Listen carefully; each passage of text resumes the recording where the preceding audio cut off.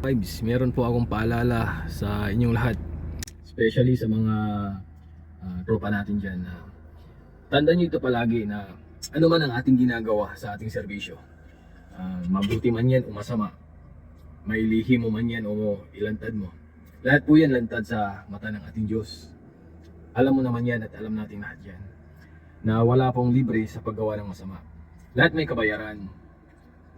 At alam din natin na kung hindi mo man pagbayaran yan ngayon, kung hindi, ay may araw, masusunod na panahon, nasisingilin din tayo.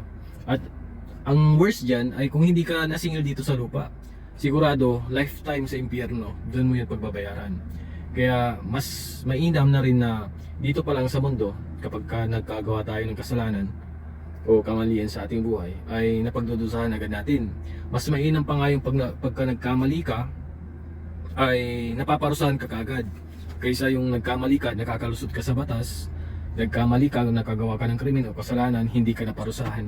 Mas mahirap po yun dahil sabi ko nga, wala pong libre na kasalanan sa mundo. Lahat po ay pagbabayaran natin sa takdang panahon.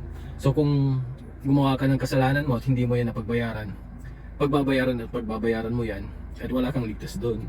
So nakakatakot kapag ka namuhay ka dito sa mundo na gumawa ka ng kasalanan mo at hindi mo napagbayaran yan o napagdusahan.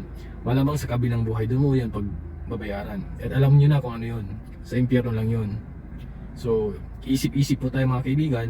Kung medyo nalilihis ka ng landas, magdasal ka, confess, repent, at magbalik loob sa Diyos. Ganun lang naman yun. Ganun lang kasimple. Pero sabi ko nga, masarap kasi gumawa ng kasalanan.